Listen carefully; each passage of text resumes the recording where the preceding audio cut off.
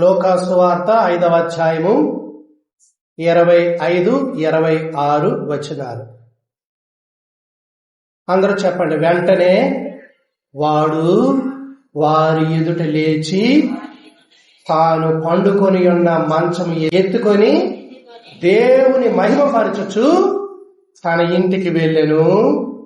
అందరూ విస్మయముంది, నేడు గొప్ప వింతలు చూచితిమని దేవుని మహిమపరచుచు భయముతో నిండుకొనిరి. ప్రభువునందు ప్రియమైన దేవుని పిల్లలారా, ఎవరు ఈ వ్యక్తి ఆ మంచం ఎత్తుకొని వారి ఎదుట దేవుని మహిమపరచు తన ఇంటికి వెళ్ళెను అంటే, ఇతనేదో సాధారణమైన నిద్రలో ఉన్నటువంటి వాడు కాడు గాని పక్షవాతంతో బాధపడుతూ అనేక సంవత్సరాలుగా ఆ మంచం మీద పడి ఉన్నటువంటి వ్యక్తి ఈయన. ఈ వ్యక్తిని ప్రభు లేచి నడువు అని చెప్పినప్పుడు, నీ మంచం ఎత్తుకో అని చెప్పినప్పుడు ఆయన వారందరి ఎదుట లేచి తాను పండుకొని ఉన్న మంచాన్ని ఎత్తుకొని వెళ్ళి దేవుని మహిమపరుస్తూ తన ఇంటికి వెళ్ళినప్పుడు అందరూ విస్మయం పొందారు. గొప్ప వింతలు మనం చూచామని దేవుని మహిమపరిచారు అనే మాటలు మనం చదివాం. ప్రభువైన యేసుక్రీస్తు వారి యొక్క 3.5 సంవత్సరాల జీవితంలో భూమి మీద శరీరంతో ఆయన పరిచర్య చేసినటువంటి దినాల్లో జరిగినటువంటి ఒక గొప్ప అద్భుతం ఇది. దీనికంటే గొప్ప అద్భుతాలు ఎన్నో జరిగినప్పటికీ దీని ద్వారా దేవుడు నీతో నాతో మాట్లాడాలని ఆయన ఇష్టపడుతూ ఈ సంగతులు మన దగ్గరికి తీసుకుని వచ్చాడు. ప్రభువైన యేసుక్రీస్తు వారిని గుర్తించడానికి ఆయన వ్యక్తిత్వము మనకి సహాయపడుతుంది బైబిల్ గ్రంథంలో. యేసు ప్రభువుతో సమానంగా ఎవరినైనా ఊహించుకుంటే యేసు ప్రభువు లాంటి వ్యక్తిత్వంలో సగమైన ఈ ప్రపంచంలో జీవించేటటువంటి వారికి ఎవరికి ఉండదు. అందుకే ప్రభువైన యేసుక్రీస్తు వారికి సమానులు గాని సరి అయిన వారు గాని ఎవరూ లేరని బైబిల్ గ్రంథం చెప్తాను. ఆయన దేవాది దేవుడై ఉండి మానవుల మధ్యకు వచ్చి బ్రతికి ఆయన చేయవలసిన కార్యం శిలువ మరణంకు ముందుగా తన మహిమను వారికి బయలుపరిచాడు. వాక్యం ఇక్కడ చెప్పబడతా ఉంది. 17వ వచనము ఆఖరిలో ఆ 17వ వచనం చదవండి. ఒకనాడాయన బోధించుచుండగా గలిలయ యోదయ దేశముల ప్రతి గ్రామము నుండి యెరూషలేము నుండి వచ్చిన పరిసయ్యులను ధర్మశాస్త్రోపదేశకులను కూర్చుండి ఉండగా ఆయన స్వస్థపరుచునట్లు ప్రభువు శక్తి ఆయనకుండెను. కాబట్టి ఇది మానవులు సంపాదించిన శక్తి కాదు, లేకపోతే ఏదో కొన్ని గారడీ క్రియలు కాదు గాని ప్రభువు శక్తి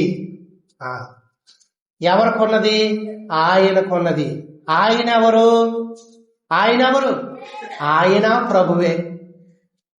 మీరు అక్కడ గమనించినట్లయితే ప్రభువు అనే మాటలు పెద్ద అక్షరాల్లో వ్రాయబడ్డాయి. అంటే ఈ ప్రభువు అనే పెద్ద అక్షరాల మాటలు పాత నిబంధనల గ్రంథంలోకి వెళ్తే యెహోవా ప్రభువు,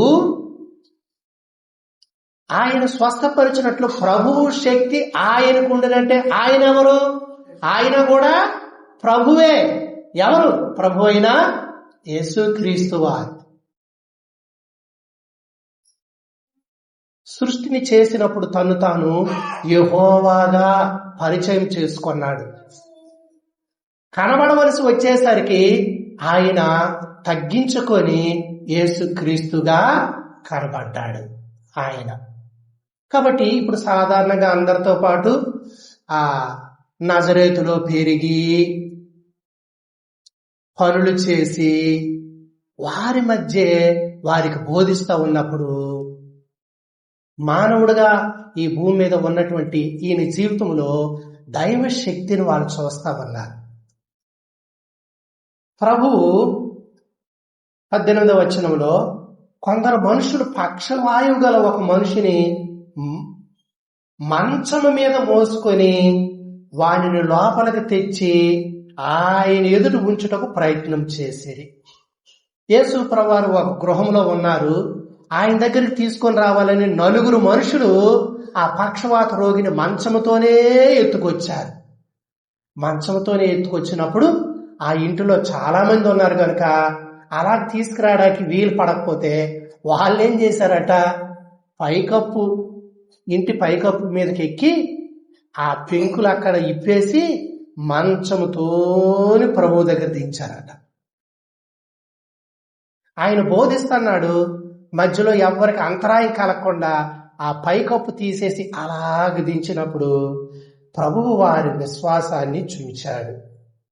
20వ వచనంలో ఆయన వారి విశ్వాసము చూచి, ఎవరి విశ్వాసం చూశాడు? తీసుకొచ్చిన వారి విశ్వాసం. ఈ వ్యక్తిని ప్రభువు దగ్గరికి తోడుకొని వెళ్తే ఈ వ్యక్తి ఎలాగైనా బాగుపడతాడని ఆ 4 మనుషులు అనుకున్నారు. ఈ వ్యక్తి పక్షవాతం వల్ల కాలు చేతులు రాక ఆ పరుపు మీదే ఎంతకాలం ఉన్నాడు. అటువంటి వ్యక్తిని ప్రభువు దగ్గరికి దించినప్పుడు ప్రభువు పలికిన మాట మనం చూస్తాము.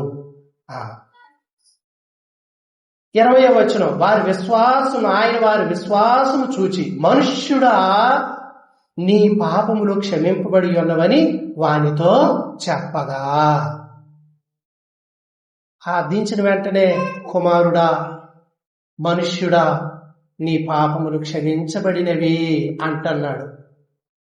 అనగానే ఆ చుట్టూ ఉన్న వారికి ఎవరున్నారు? ధర్మశాస్త్రాన్ని ఎరిగిన వారు ఉన్నారు, శాస్త్రాలు ఎరిగిన వారు ఉన్నారు. కాబట్టి వాళ్ళకి కోపం వచ్చింది. చూడండి 21వ వచనం, శాస్త్రులను పరిసయ్యులను దేవదూషణ చేయుచున్న ఇతడెవడు? అంటే నీ పాపాలు క్షమించబడ్డాయి అని చెబితే దేవదూషణాటది. ఎందుకంటే అతని పాపాలు క్షమించబడ్డాయని నువ్వు ఎలాగ చెప్తావు? ఒకరి పాపాలు పోయావని చెప్పే అధికారం ఎవరికి ఉంది? ఒకరి పాపాలు తీసే అధికారం ఎవరికీ లేదు కదా, దేవుడే కదా ఆ పని చెయ్యాలి అని ఈ శాస్త్రులు వారి హృదయంలో అనుకుంటున్నారు. దేవుడు అక్కడే తప్ప మరి ఎవడు పాపములు క్షమింపగలడని ఆలోచించుకొనసాగిరి. మనమైతే అందరి ఆలోచనలు ఎరగలేదు, కానీ ప్రభువు అందరినీ ఎరిగినవాడు, అందరి ఆంతర్యాలు ఎరిగినవాడు, అందరిని గూర్చి తెలిసినవాడు. ఎవరిని గూర్చి కూడా ఆయనకి తెలియచెప్పవలసిన అవసరత లేదు. యోహాను సువార్త 24-25 2వ అధ్యాయం. అయితే యేసు అందరినీ ఎరిగినవాడు గనుక వారి వశము చేసుకోలేదు. ఆయన మనుషుని ఆంతర్యమును ఎరిగినవాడు గనుక ఎవడును మనుషుని గూర్చి ఆయనకు సాక్ష్యం ఇయ్యనక్కర్లేదు. దేవుడి దగ్గరకు వచ్చి, ప్రభా ఈ శతాధిపతి చాలా మంచివాడు ప్రభువా, ఇతను మనకు ఒక మందిరాన్ని కట్టించి ఇచ్చాడు ప్రభువా, మందిరాన్ని కట్టించి ఇచ్చాడు, దాసునికి బాగులేదట, వాళ్ళ దాసునికి బాగు చేయాలని ప్రభు దగ్గరకు వచ్చి చెప్పేటటువంటి వాళ్ళు ఉన్నారు. నిజానికి ఎవరిని గూర్చి ప్రభువుకు చెప్పక్కర్లేదు, అందరిని గూర్చి ఆయన ఎరిగినటువంటి వాడు. మనుషుల యొక్క ఆంతర్యాన్ని, ఆలోచనలు ఎరిగినటువంటి దేవుడు. ఎప్పుడైతే వీళ్ళలాగా మాట్లాడుకున్నారో వెంటనే ప్రభువుకు తెలిసింది. 5వ అధ్యాయం 22వ వచనంలో, యేసు వారి ఆలోచనలు ఎరిగి మీరు మీ హృదయములలో ఏమి ఆలోచించుకొనుచున్నారు అని ప్రభు వారినే ప్రశ్నించాలి. ఏమిటి ఆలోచించుకొనుచున్నారు? 23లో, నీ పాపములు క్షమింపబడి ఉన్నవని చెప్పుట సులభమా? నీవు లేచి నడుమని చెప్పుట సులభమా? ఈ రెండిట్లో ఏది తేలిక? నీ పాపాలు క్షమించబడ్డాయి అని చెప్పడము సులభమా?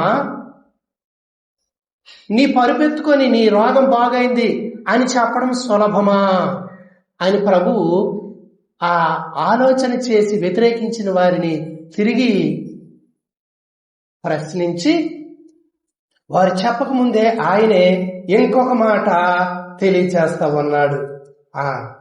24వ వచనం, అయితే పాపములు క్షమించుటకు భూమి మీద మనుష్య కుమారునికి అధికారం కలదని మీరు తెలుసుకొనవలనని వారితో చెప్పి. భూమి మీద పాపాలు క్షమించే అధికారం ఎవరికి ఉందట? మనుష్య కుమారునికి. మనుష్య కుమారుడు అంటే ఎవరు? ఇక్కడ ఉన్న వాళ్ళందరూ మనుష్య కుమారులే అని అనడానికి యోగ్యత లేదు. ఎందుకంటే నువ్వు మనిషివి కాబట్టి నువ్వు మనిషివే. ఆయన మనుష్య కుమారుడు అనబడ్డాడు, కానీ ఆయన మనిషి కాదు, ఆయన దేవుడు. అందుకే ఆయనకు మనుష్య కుమారుడు అని పేరు వచ్చింది. మనిషి అయితే మళ్ళా మనుష్య కుమారుడు అని ఆయనకు పేరు పెట్టవలసినటువంటి అవసరత లేదు. ఆ పేరు ఒక్క యేసు ప్రభువారికి ఇవ్వబడింది, అలాగని పిలువబడ్డాడు ఆయన. భూమి మీద ఇప్పుడు తాను దేవుడుగా వారు గుర్తించలేదు.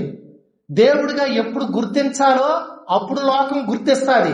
అంతవరకు యోసేపు కుమారునిగా, మరియమ్మ గర్భవాసాన పుట్టినవానిగా, మనుష్య కుమారుడిగా ఆయన్ని ఎరుగుతారంతే. అయితే భూమి మీద పాపములు క్షమించే అధికారము ఆయనకే ఉందట. ఇంతకీ ఈ వ్యాధి, ఆ పక్షవాతము ఎందుకు వచ్చిందంటే తన పాపాన్ని బట్టి వచ్చింది కనుక నీ పాపము క్షమించబడింది అని ప్రభు చెప్తాడు. అంటే నీ పాపం పోతే నీ రోగము పోతుంది. నీ రోగం ఉండడానికి కారణం నీ పాపమే అని ప్రభువు అక్కడ చెప్తా ఉన్నాడు. కాబట్టి పాపాన్ని ఆధారంగా చేసుకొచ్చినటువంటి ఆ రోగం పోవాలంటే పాపం పోతే గాని ఈ రోగం పోదు. ఆ పాపాలు క్షమించే అధికారము యేసు ప్రభువారికి ఉంది కనుక నీ పాపము క్షమించబడి ఉన్నవి అని చెప్తున్నాడు. అందుకు అక్కడ ఉన్నవారు పాపాలు క్షమించడానికి ఇతనెవరు, దేవుడే క్షమించాలి కదా అంటున్నారు. భూమి మీద మనుష్య కుమారునికి అధికారం కలదని యేసు ప్రభువు వారితో చెప్పారు. కాబట్టి నీ పరుపెత్తుకొని లేచి నడువు అని చెప్పారు. ఇప్పుడు 2 కార్యాలు అతనిలో జరిగాయి. రోగం పోయింది, పాపము పోయింది. 2 కార్యాలు జరిగాయి. లోకమంతా దేవుని దగ్గరికి రోగం పోగొట్టుకోవడానికి, ఆశీర్వాదాలు పొందడానికి, మేలులు పొందడానికి వస్తారు. ఇది వాళ్ళ అవసరం. కానీ దేవుని ఆలోచన ఏంటంటే, నీవు 4 రోజులు ఇక్కడ మరలా చచ్చిపోతావు, నీవు ఈ జీవమే అడుగుతున్నావు, ఈ స్వస్థతే అడుగుతున్నావు, నీ పాపాన్ని తీసివేసుకొని నిత్య జీవాన్ని నీవు కోరుట లేదు, అది కూడా నేను ఇస్తాను అంటున్నాడు ప్రభు. ఇది మనం ఎప్పుడు అర్థం చేసుకుంటామో, ఈ జబ్బుతో మంచం మీద ఉన్న లోపల ఉన్నటువంటి పాపం అనే జబ్బు నుండి విడుదల పొంది నిత్య జీవములు ఉండాలనేదే కోరుకుంటాం. ఎందుకంటే అదే శాశ్వతమైనటువంటిది. ప్రియమైన దేవుని పిల్లలారా, ఈ వ్యక్తి ఎన్నాళ్ళు పడి ఉన్నటువంటి ఆ స్థితి నుండి పాపము క్షమించి రోగము స్వస్థపరిచి అందరి ఎదుట నీ పరుపెత్తుకొని నీ మంచం పట్టుకొని లేచి నడు అంటే అందరికి ఆశ్చర్యం అనిపించింది. ఎందుకు ఆశ్చర్యము? ప్రియమైన దేవుని పిల్లలారా, ఎందుకు ఆశ్చర్యం అని అంటే, ఇన్ని దినాలు మంచం మీద పడుకొని ఉన్నాడు ఈయన పక్షవాత రోగి. తన కింద అన్నీ చేయవలసి వస్తుంది, కానీ తాను లేవలేడు, తన మంచం ఎత్తుకోలేడు. కానీ ఈయన అధికారముతో ఒక్క మాట చెప్పగానే లేచి నిలబడి ఎవరి దగ్గరైతే ఇంతకు ముందు మంచం మీద కనబడ్డాడో వారందరి ఎదుటి ఇప్పుడు అదే మంచాన్ని మోసుకొని దేవుణ్ణి మహిమపరుస్తూ వెళ్ళిపోతా ఉన్నాడు. నీ జీవితంలో దేవునికి మహిమ కావాలంటే నీవు పడి ఉన్న స్థితిలో నుండి నీవు లేపబడినప్పుడే. నిన్ను ఎరిగిన మనుషుల దగ్గర పక్షవాత రోగిలాగా ఉన్నావు అంటే నీ బుద్ధి వక్ర బుద్ధి, నీవు మంచివాడు కాదు, నీ గుణాలు మంచివి కాదు, ఎవరో సాక్ష్యం ఇవ్వక ముందే దేవుడు ఎరిగిన జీవితము దేవుని దగ్గరకు వచ్చి ప్రభువా నేను అటువంటి వాడిని ఒప్పుకోవాలి.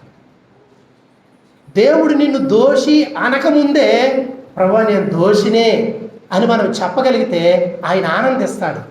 ఆయన ముఖ కాంతిలో మన రహస్యాలన్నీ కనబడతాయి. ఆయనకి మరుగైనది ఏది కూడా లేదు కనుక మన హృదయాలు ఎరిగిన దేవుని దగ్గర మనం ఏది దాయకూడదు. మనము దాస్తే మనలాంటి వాడు ఆయన అని అనుకుంటాం, కానీ మనలాంటి వాడు కాదు కదా. మన అంతా ఎరిగిన వారి దగ్గర మన నిజమైన స్థితిని మనము ఒప్పుకోవాలి. నీ పాపాలు క్షమించబడ్డాయంటే నేను పాపం చేయడం నువ్వెప్పుడు చూశావు అనేమైనా అనగలడా వ్యక్తి? అనలేడు. యేసు ప్రభువారు ఒక స్త్రీ వ్యభిచారం వల్ల పట్టబడిందని ఆ ఊరోళ్ళు అందరు రాళ్ళు పట్టుకొని వచ్చి మోషే వ్యభిచారం ఎవరైనా చేస్తే రాళ్ళతో కొట్టమన్నాడు కదా, మేమందరం కొట్టడానికి వచ్చాం, బోధ కూడా నువ్వేమంటావని ప్రభువుని అడిగారు. అడిగి ఇతన్ని తప్పు పట్టుకోవాలని, యేసు ప్రభువారి మీద నేరం మోపాలని. మోషే ధర్మశాస్త్రాలు అలాగ రాస్తే మీరు కొట్టొద్దు అన్నాడు అనుకో, నువ్వు మోషే ధర్మశాస్త్రాన్ని మా మత గ్రంథాన్ని ఉల్లంఘిస్తున్నావని చెప్పి యేసు ప్రభు మీద రాళ్ళు వేసేస్తారు. ఇతన్ని ఇరుకులో పెట్టాలని చూశారు. ప్రభువు వారి ఆలోచనలు ఎరిగి మీలో పాపము లేనివాడు మొదట రాయి వెయ్యండి అని చెప్పి నేల మీద వంగి వేలుతో రాస్తాన్నాడు. ఆ వేలుతో రాసినప్పుడు చూచిన వారి దోషాలన్నీ అందులో కనబడతాయి. ఇప్పుడు ఏ వ్యక్తి నాలో దోషం లేదని కొట్టగలడు? అందుకు అందరు రాళ్ళు అక్కడే పడేసి వెళ్ళిపోయారు. అమ్మా ఎవరు నిన్ను శిక్షించలేదా అని అడిగారు. లేదు ప్రభువా అన్నాడు. శిక్షించవలసిన ప్రభువే పాపము లేనివాడు, పాపాలు క్షమించే అధికారం గలవాడు. పాపానికి శిక్ష విధించాలంటే శిక్ష విధించవచ్చు, కానీ పాపిని శిక్షించలేదు. కానీ శిక్షించవలసిన ప్రభువే అన్నాడు. అమ్మా ఎవరు నిన్ను శిక్షించలేదా? లేదు ప్రభువా. వాళ్ళు శిక్షించడానికే వచ్చారు కదా, రాళ్ళు పట్టుకొని వచ్చారు కదా, మరెందుకు శిక్షించలేదంటే ప్రభు అనే మాటకి మీలో పాపము లేనివాడు మొదట రాయి వెయ్యండి అంటే అందరూ పాపం చేసిన వారే, మరి ఎవరు రాళ్ళు వేస్తారు? శాస్త్రి వేసినా శాస్త్రి పాపం అక్కడ కనబడుతుంది. ధర్మశాస్త్ర పండితుడు రాయి వేయాలనుకున్నా అతని పాపం అక్కడ కనబడుతుంది. అప్పుడు ప్రభు అన్నాడు, అమ్మా నేను నిన్ను శిక్షించను, ఇక వెళ్ళి పాపము చేయకు అని చెప్పాడు. అంటే క్షమించే అధికారము ప్రభువుకి ఉన్నది. మన పాపాన్ని బట్టి మనకు ప్రతీకారం చేస్తే ఒక్కరు కూడా ఈ భూమి మీద బ్రతకరు. అందుకే పాపిని కరుణించి దయచూపి పాపము క్షమించి ఒక నూతన వ్యక్తిగా చేయాలనేది దేవుని తలపు. కానీ నీ పాపానికి శిక్ష విధించుట, నాశనానికి నరకానికి పంపుట దేవుని ఉద్దేశము కాదు. అయితే దేవుడిచ్చే క్షమాపణ నీవు పొందకపోతే నీ పాపానికి నీవే ఉత్తరవాది. దేవుడు అవకాశం ఇచ్చి క్షమించడానికి సమయం ఇచ్చి ఆయుష్ ఇచ్చి నీతో మాట్లాడి ఈ సంగతులు నీకు చెబుతున్నప్పుడు కూడా నీ పాపం ఒప్పుకోకుండా నువ్వు వెళ్తే నీకు క్షమాపణ ఉండదు. కావు నీ పాపానికి వచ్చే ఆ ప్రతిఫలం నీవు పొందాలి. ఒకప్పుడు అట్టి ఘోరమైన పక్షవాత రోగిగా ఉన్న వ్యక్తి ఇప్పుడు తానేం చేశాడంటే అందరి ఎదుట నడిచాడు. నీ జీవితంలో ఇది జరగాలనే దేవుడు ఆశిస్తా ఉన్నాడు. ఒకప్పుడు నీ అంతరంగంలో, నీ ఆలోచనలో, నీ పనుల్లో నీవెంత చెడ్డవాడవో చెడ్డదానివో నీవు ఎరిగినా ఇప్పుడు ఆ స్థితిలో నుండి లేపి అందరి కన్నుల ఎదుట వారందరూ నిన్ను చూసిన వారందరూ దేవుని మహిమపరుచున్నట్లుగా దేవుడు నిన్ను నిలవబెడతాడు. చదవండి 25, 26 వచనాలు. వెంటనే వాడు వారి ఎదుట లేచి తాను పండుకొని ఉన్న మంచమును ఎత్తుకొని దేవుణ్ణి మహిమపరచుచు ఇంటికి వెళ్ళాడు. ఏమని వెళ్ళుంటాడు? ఎన్నాళ్ళైంది ప్రభువా ఈ మంచం మీద పడి ఉన్నాను, నాకెంత చేసిన వాళ్ళందరూ విసిగిపోయారు, ఇప్పుడు నాకెవరూ చెయ్యక్కర్లేదు, ఎంత మేలు చేశా, నా పాపము నన్ను ఇలాగ బంధించి ఇన్ని దినాలు ఈ నాశనకర పరిస్థితులు ఉంటే నా పాపాలు క్షమించావు, నాకు ఒక మంచి జీవితం ఇచ్చావు అని చెప్పి దేవుని స్తుతించుకుంటూ వెళ్ళిపోతుంటే వాళ్ళందరూ కూడా చూచి దేవుని మహిమపరిచారట. దేవుణ్ణి మహిమపరిచారు. కాబట్టి నిన్ను బట్టి క్రీస్తు యేసు నీ జీవితాన్ని మార్చుటను బట్టి నిజముగా నీవు పాపము ఒప్పుకుంటే ఆయన క్షమించడానికి సిద్ధమైన వాడు కనుక నీ ద్వారా దేవునికి మహిమ కలుగుతుంది. మరి ఇప్పుడు నీ ద్వారా దేవునికి మహిమ వస్తుందా? గలతీ పత్రిక 1వ అధ్యాయము 26 3వ వచనము 24వ వచనం చదవండి. మునుపు ఒక వ్యక్తి గురించి వాళ్ళు మాట్లాడుతున్నారు, ఆ ప్రాంతం వాళ్ళు మాట్లాడుతున్నారు. మునుపు మనలను హింస పెట్టిన వాడు పూర్వమందు పాడు చేయుచు వచ్చిన మతమును ఇప్పుడు ప్రకటిస్తున్నాడని సంగతి వాళ్ళు విని వారు నన్ను బట్టి దేవుణ్ణి మహిమపరిచారు. 1 తిమోతికి వ్రాసిన పత్రికలో ఆ 1వ అధ్యాయం 12వ వచనంలో తనను గూర్చి తానే చెప్పుకొన్నాడు. పూర్వము దోషకుడను, హింసకుడను, హానికరుడనైన నన్ను. ప్రియమైన దేవుని పిల్లారా, ఇటువంటి వ్యక్తిని దేవుడు మార్చివేశాడు, నమ్మకమైన వానిగా చేశాడు. ఇటువంటి వ్యక్తి క్రీస్తుకు విరోధంగా జీవించి క్రీస్తు పిల్లలను హింసిస్తున్నటువంటి వాడు ఇప్పుడు క్రీస్తునే ప్రకటిస్తున్నాడని పౌలును గూర్చి దేవుణ్ణి మహిమపరిచారు. మరి నిన్ను బట్టి దేవునికి మహిమ వస్తుందా? ఇక్కడ పెదవులతో దేవుని ఆరాధన చేయడం, నీకు మహిమ, స్తోత్రము, స్తుతులు, వందనాలు ప్రభువా అంటే దేవునికి మహిమ కలుగుతుందా? లేకపోతే నిజముగా పక్షవాత రోగము లాంటి సగము దేవునిలో సగము లోకములో అటువంటి బ్రతుకు ద్వారా దేవునికి ఎప్పుడైనా మహిమ వస్తుందా? దొంగను చూస్తే ఏకీభవిస్తావు, వ్యభిచారంతో సాంగత్యం చేస్తావు, కీడు చేయాలని వారితో కలిసి గుంపులో చేరతావు, మరలా మందిరానికి వచ్చి దేవుణ్ణి ఆరాధించాలనుకుంటావు. దేవుడు ఆత్మ కనుక ఆరాధించేవారు ఆత్మతోనూ సత్యముతోనూ ఆరాధించాలి. ఆ ఆరాధన దేవుడు అంగీకరిస్తాడు, కానీ పెదవులతో చేసిన ఆరాధన దేవునికి కాదు. పెదవుల ద్వారా దేవుడు స్తుతించబడ్డదు. చేతులెత్తి మొక్కడం వల్ల దేవునికి వందనం వెళ్ళదు. నిన్ను బట్టి దేవునికి మహిమ కలగాల, నిన్ను బట్టి అనేకులు దేవుని మహిమపరచాల.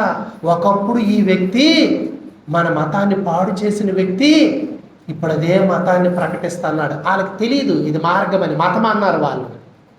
అంటే ఒకప్పుడు క్రీస్తు మార్గాన్ని వ్యతిరేకించి క్రీస్తును నమ్ముకున్న వాళ్ళని పట్టుకొని కొట్టి కొందరిని చంపి చెరలో వేసిన ఈ వ్యక్తి ఇప్పుడు క్రీస్తును ప్రకటిస్తున్నాడని చెప్పి పౌలును బట్టి దేవుణ్ణి ప్రభువా నేను ఎంత గొప్పవాడు, ఎంత దుర్మార్గుడిని మార్చేసి నీ బిడ్డగా చేసుకున్నా, ఎంత మహత్యము తండ్రి నీ మహత్యము, నీ గొప్పతనము ఎంత ప్రభు అని తాను దేవుణ్ణి ఆరాధించడం కాదు, తనను బట్టి మిగతా వాళ్ళందరూ ఆరాధిస్తున్నారు. నిన్ను బట్టి ఎప్పుడైనా దేవునికి మహిమ వచ్చిందా?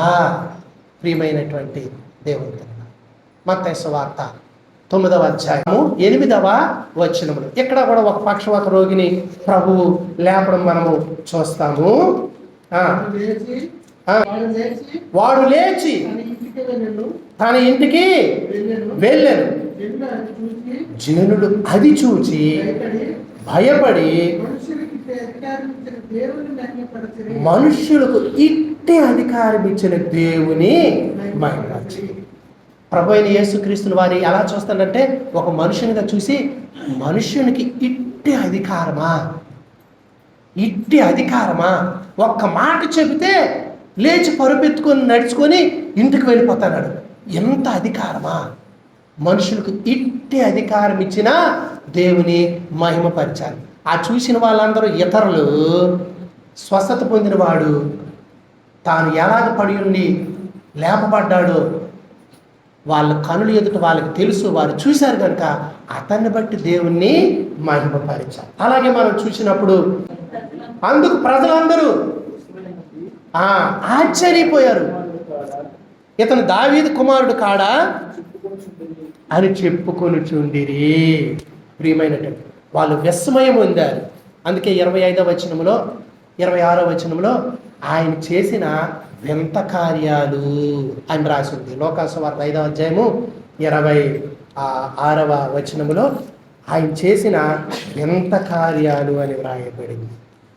నేడు అందరూ విస్మయం, నేడు గొప్ప వింతలు చూచితమని దేవుని మహిమపరచుచు భయముతో నిండుకొనిరి.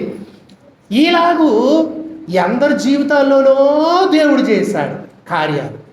అదే కార్యము నీలో నాలో చేశాడు కదా. నీ పాపాల కొరకు ఆయన శిలువ మోసాడని విశ్వసించి నీవు ఆయన యందు నమ్మికుంచి ఒప్పుకున్నప్పుడు నీ పాపము క్షమించబడింది కదా. మరి పాపములో ఇంకా నీవు కనబడితే దేవునికి మహిమ, లేకపోతే నీ మాటలో, నీ ప్రవర్తనలో, నీ జీవితంలో ఇతరుల మార్పు చూసినప్పుడే ఈ వ్యక్తి నిజముగా దేవుని యందు ఉన్నాడు అని గ్రహిస్తారు కదా. అటువంటి గ్రహింపు నిన్ను గూర్చి నీ కుటుంబము, నీ పిల్లలు, నీ భర్త లేదా నీ భార్య, నీ పిల్లలు, నీ బంధువులు ఇటు అభిప్రాయం కలిగినట్లుగా నీ మాట, నీ ప్రవర్తన, నీ జీవితం ఉన్నదా వాళ్ళ మధ్య? అప్పుడు నిన్ను గూర్చి దేవునికి మహిమ కలుగుతుంది. ఆ రీతిగా మనం దేవునికి మహిమ తేవలసినటువంటి వారం. కాబట్టి ప్రియమైనటువంటి దేవుని పిల్లారా, గెరాసేన దేశంలో ఉన్నటువంటి ఆ వ్యక్తిని ప్రభు బాగు చేసినప్పుడు ఆ ఊరి వారు భయాక్రాంతులైపోయారు. ఏమిటి, ఇన్ని సంఖ్యలతో వేసి కట్టినా తెంపుకొని ఆ సమాధుల్లోకి వెళ్ళిపోయేవాడు ఇప్పుడు బట్టలు వేసుకొని ఉన్నాడు. ఒకప్పుడు బట్టలు ఉండేవి కాదు. ఎవరెలా చేశారు? ఈతల్లో ఉన్న దయ్యాలన్నీ ఆ పందుల్లోకి వెళ్ళిపోయాయి. పందులన్నీ సముద్రంలో పడిపోయి చచ్చిపోయాయి. ఆ ఊరు వారు భయపడిపోయి మా ఆస్తులు పోతున్నాయి. ఒక్కడిలోని దెయ్యాలు ఈ 2000 పందుల్లోకి వెళ్ళిపోతే ఇంకెవరికి పాపాలు క్షమించొద్దు, ఎవరి పాపాలు వాళ్ళు మోసి చచ్చిపోని ఇంకా మా ఆస్తులు ఏమి కోల్పోతాం ఏంటనుకొని వాళ్ళు మా ఊరికి రావద్దు ప్రభు అనేసారు. ఈ వ్యక్తి అంటున్నాడు ప్రభు నీతో నన్ను ఉండండి అంటున్నాడు. నీతో నేను ఉంటాను అంటే ప్రభు అంటున్నాడు, దేవుడు నీకెట్టి కార్యం చేశాడో అది నీ ఇంటి వారితో చెప్పు. నీ మార్పు ఏదో నీ హృదయం ఉంచుకోవడం కాదు, నీ ఇంటి వారు ఎరగాలి. లేఖనం ఏం చెప్తుంది? నీవు ప్రభు అయిన యేసుక్రీస్తునందు విశ్వాసం ఉంచుము, అప్పుడు నీవును నీ ఇంటి వారును రక్షణ పొందుదురు. నిన్ను బట్టి నీ కుటుంబం రక్షించబడాలి. అది దేవుని ఉద్దేశం. వాడేం చేశాడు? తన ఇంటికి వెళ్ళి దెకపోలి ప్రాంతమంతా ప్రభువుని గురించి చెప్పాడు. ప్రభు ఆ ఊరు వెళ్ళక్కర్లేదు, ప్రభు సాక్షిగా తాను అక్కడ నిలబడితే చాలు. ప్రియమైనటువంటి దేవుని పిల్లలారా, అందరి జీవితంలోనూ దేవుడు ఇటువంటి గొప్ప కార్యాలు చేశాడు. చదవండి, లోకా సువార్తలో మరొక మాట మనం చదువుతాము. 7వ అధ్యాయము 16వ వచనంలో రాయబడింది, అందరూ భయాక్రాంతులై మనలో గొప్ప ప్రవక్త బయలుదేరి ఉన్నాడని దేవుడే తన ప్రజలకి దర్శనమిచ్చాడని దేవుని మహిమపరిచాడు. కాబట్టి మనుష్యుడు, దావీదు కుమారుడు ఇలాగ గ్రహింపు వస్తూ ఉంది, మనలో గొప్ప ప్రవక్త. ఇప్పుడు అంటున్నారు దేవుడే తన ప్రజలకి దర్శనం అనుగ్రహించాడని చెప్పుకొని వాళ్ళందరూ ఆశ్చర్యపడతా ఉన్నారు. దేవుడు నీలో ఒక కార్యం చేస్తే నీ ద్వారా ప్రకాశిస్తాడు, నీ ద్వారా కనపరుచుకుంటాడు.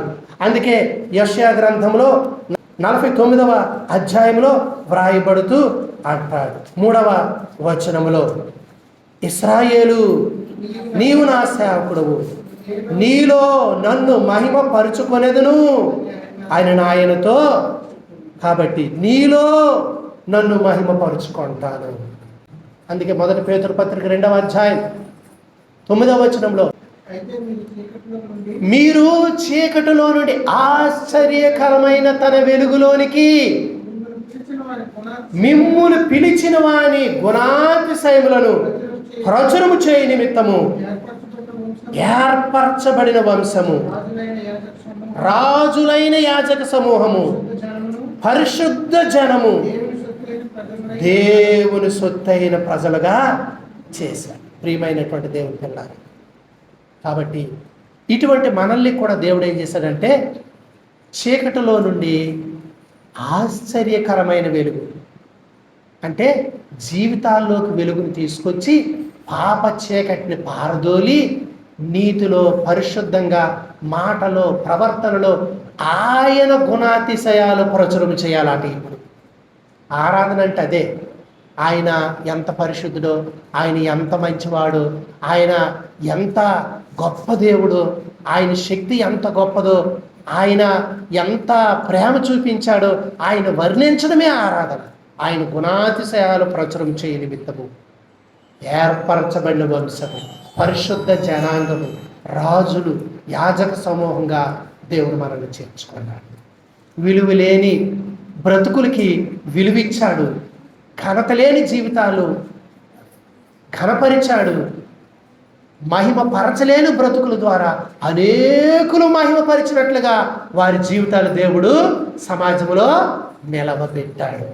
కాబట్టి దేవుని బట్టి, మరి నిన్ను బట్టి దేవునికి ఘనత, ఆయన బట్టి నీకు మహిమ వచ్చింది, ఆయన బట్టి నీ పాపము క్షమించబడింది, నీవు కరుణించబడ్డావు. ఇర్మియా గ్రంథంలో 33:9, భూజనులందరి ఎదుట వారు నాకిష్టమైన పేరుగాను స్తోత్ర కారణముగాను ఘనతకి ఆస్పదముగాను అలాగూ ఉంటారట. నేను వారికి చేసేటటువంటి సకల ఉపకారాలు గూర్చిన వర్తమానము.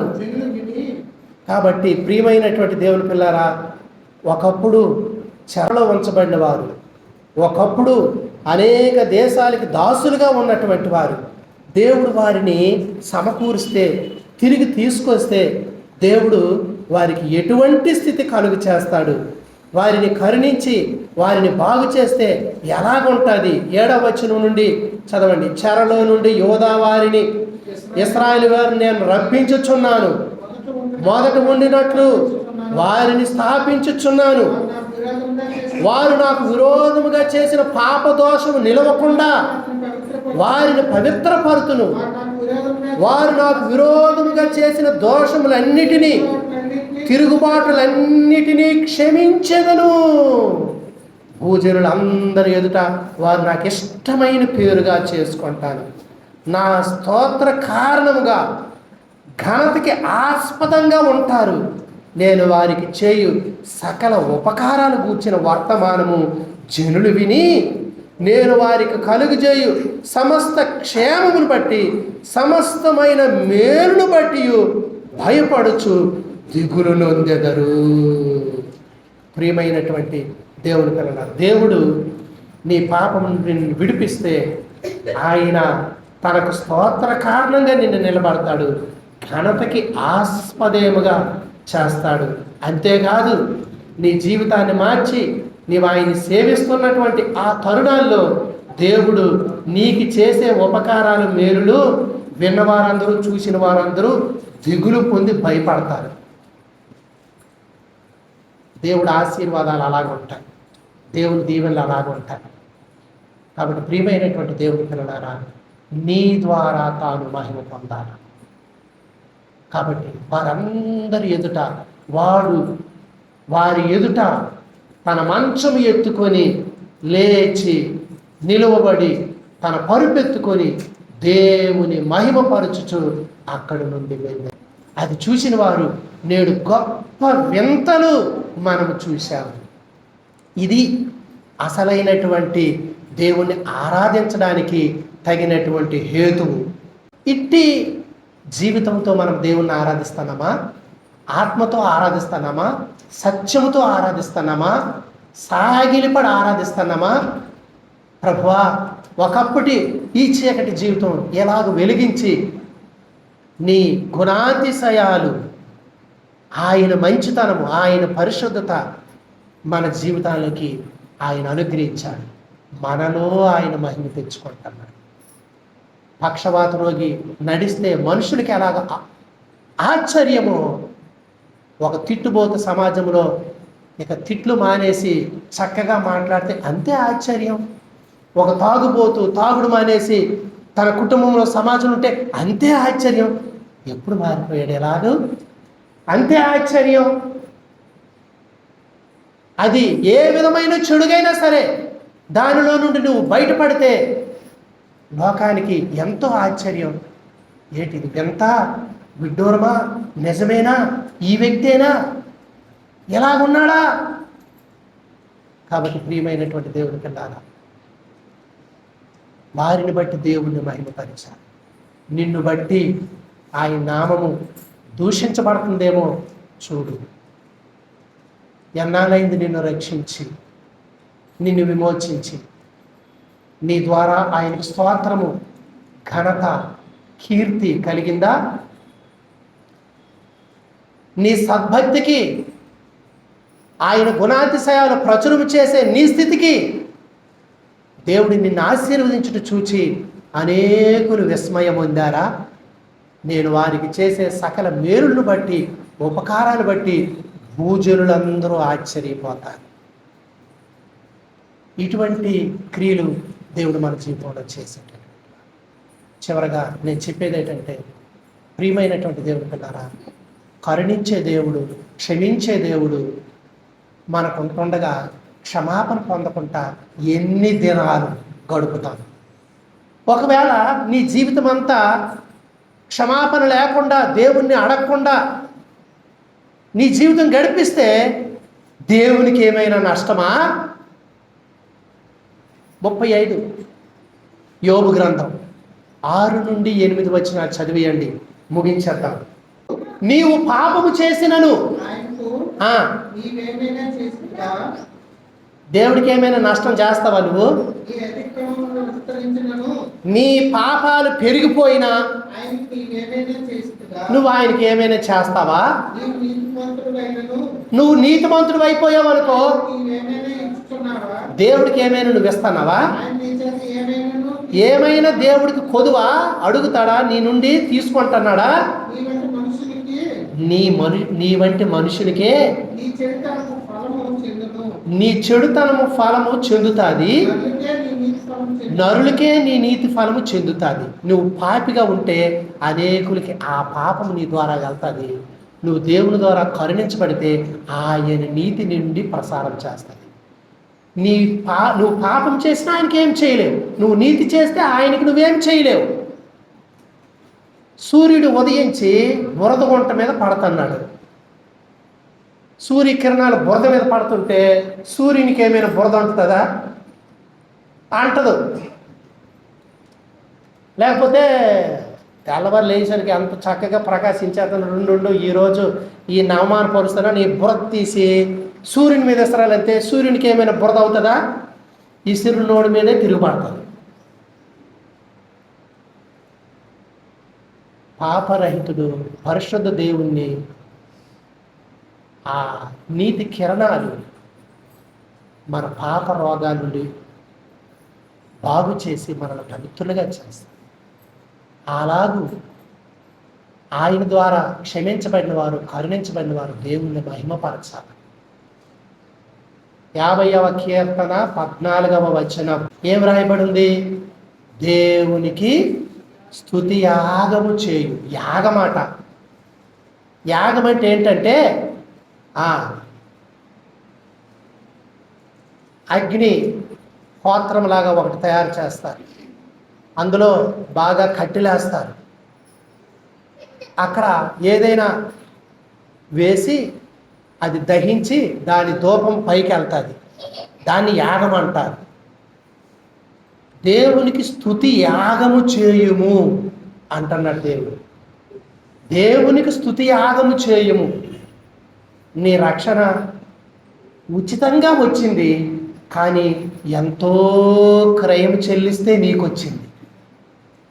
ఈ రక్షణ ఉచితంగా దేవుడు నీకు ఇచ్చాడు, కానీ ప్రభు అయిన యేసుక్రీస్తు నీ పాప శిక్షణ భరించడానికి శిలువలో నీ కొరకు తను తాను అప్పగించుకొని కొట్టబడి అవమానం పొంది మరణించి ప్రాణం పెట్టి సమాధి చేయబడ్డాడు. 3వ దినాన తిరిగి లేచాడు నిన్ను నీతిగా తీర్చడానికి, నిన్ను పవిత్రపరచడానికి ఎంత క్రయం చెల్లించాడు ప్రభు. అయితే ఆయన్ని స్తుతించడానికి ఏమైనా ప్రయాసం ఉందా? నీ జీవితము దేవుని అదుపులో ఉంచుకొని జాగ్రత్త కలిగి ఆత్మతో సత్యముతో రక్షించిన దేవునికి మహిమ తీసుకొని రావడానికి ఎప్పుడైనా నీవు అర్పించుకున్నావా? 23 అదే అధ్యాయంలో 23లో స్తుతి యాగము చేయువాడు, స్తుతి యాగము అర్పించువాడు నన్ను మహిమపరుచుచున్నాడు, నేను వానికి దేవుని రక్షణ కనపరుచున్నట్లు. ఇప్పుడు తన మార్గం అంతా రక్షించబడ్డానని చూపించినట్లుగే తేట తెల్లమైపోతుంది. ఒక పుష్పము వికసించిందంటే అదెంతో సువాసన ఇస్తుంది. అంధకారంలో నుండి, చూపులో నుండి, మాటలో నుండి, తలంపుల్లో నుండి ఒకప్పుడు చెడుతనం వచ్చినప్పుడు ఆ దుర్వాసన, ఇప్పుడు ప్రభు వాటన్నింటినీ కడిగి పవిత్రపరిచినప్పుడు వికసించిన పుష్పములో నుండి సువాసన వచ్చినట్లుగా నీ జీవితము పరిమళంగా ఉంటుంది. అందుకే దేవుడు మాటలతో కాదు, జీవితముతో దేవుణ్ణి ఆరాధించాలి. ఆత్మతో సత్యముతో యథార్థంగా ఆరాధించాలి. ఇట్టి ఆరాధన దేవుడు కోరుతూ ఉన్నాడు.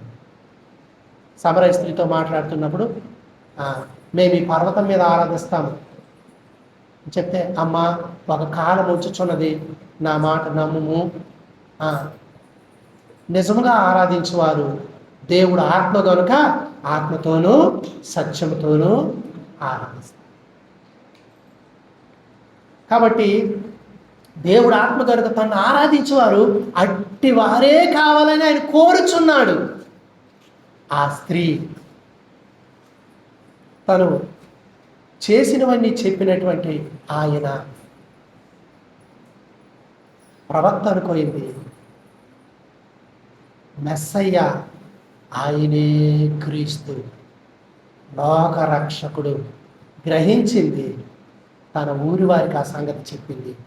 ఆమెను బట్టి ఆ గ్రామస్తులందరూ, అంటే ఒకప్పుడు 12 గంటలకి నీటికి వెళ్ళేది, అందరూ వచ్చి వెళ్ళిపోయిన తర్వాత 5 పెనిమిట్లు, ఇప్పుడున్నవాడు ఆమె పెనిమిటి కాడు. అటువంటి జీవితం మార్చబడింది. ఆ గ్రామములో ఆమె దేవునికి ఒక సాక్షి అయ్యింది. ఆమెతో ప్రభు ఆరాధించే విధానం మాట్లాడతాడు. అయితే యథార్థంగా ఆరాధించేవారు ఆత్మతోను సత్యముతోను తండ్రిని ఆరాధించే కాలము వచ్చి ఉన్నది. తన్ను ఆరాధించేవారు అట్టివారే కావాలని తండ్రి కోరుచున్నాడు. యథార్థంగా దేవుడు నిన్ను క్షమించి రక్షించి నీ కొరకు తాను అప్పగించుకొని పరిశుద్ధ పరిమళ వాసనగా నిన్ను తనకి చేసుకున్నాడు. నీ ద్వారా మహిమ పొందుతాడు. కాబట్టి పూర్వం దోషకుడు, హానికరుడు, హింసకుడు ఇప్పుడు దేవునికి మహిమ తెచ్చేవాడైపోయాడు, నమ్మకమైన వాడైపోయాడు. తన బ్రతుకులో దేవుణ్ణి ఘనపరిచాడు. సజీవయాగంగా తన జీవితాన్ని దేవునికి అర్పించుకున్నాడు. నా మట్టుకైతే బ్రతుకుట క్రీస్తే, క్రీస్తు కొరకు నేను బ్రతకకపోతే చావే నాకు వేడు అనుకున్నాడు. కాబట్టి తన జీవితంలో దేవుని ఘనపరిచాడు. ఆ ప్రధాన పాపినైన నన్ను కరుణించెను అని చెప్పి చదవండి. మొదటి తిమోతికి రాసిన ఆ పత్రికలో 16వ వచనం నుండి మనము క్రిందికి చదువుతాం. మొదటి అధ్యాయంలో, అయినను నిత్య జీవము నిమిత్తము తనను విశ్వసింపబోవు వారికి నేను మాదిరిగా ఉండులాగున యేసుక్రీస్తు తన పూర్ణమైన దీర్ఘశాంతం ఆ ప్రధాన పాపినైన నాయందు కనపరుచున్నట్లు నేను కనికరింపబడి తిని, సకల యుగములలో రాజయుండి అక్షయుడు అదృశ్యుడగు అద్వితీయ దేవునికి ఘనతయు మహిమయు యుగ యుగములు కలుగునుగాక. ఆమేన్. కాబట్టి దేవుణ్ణి విశ్వసించబోయే వారికి మాదిరిగా ఇట్టి ప్రధాన పాపినైన నన్ను దేవుడు కరుణించాడు. ఎటువంటి పాపినైనా కరుణించి వారి ద్వారా మహిమ తెచ్చుకుంటాడు అని తన పత్రికలో రాశాడు. కాబట్టి నీ ద్వారా నా ద్వారా దేవునికి ఎల్లప్పుడూ మహిమ కలుగునుగాక. ఆమేన్. ప్రభువుని ఆరాధన చేసుకుందాం. భరించితివి నా వ్యసనములను, భరించితివి నా రోగములను, భరించితివి నా నములను, భరించితివి నా అరగితివి నాకై కల్వరికి, అరిగితివి నాకై కల్వరికి, పరిహారించితివి పాప శిక్షన్, ఆరాధనలకు యోగ్యుడవు, ఆరాధనలకు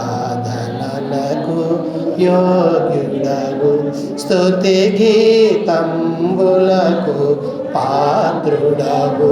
ప్రభు యేసు నిన్ను పూజింతును, ప్రభు యేసు నిన్ను పూజింతును, మనసా నిన్నే కీర్తింతును, మనసార నిన్నే కీర్తింతును, ఆరాధనలకు యోగ్యుడవు.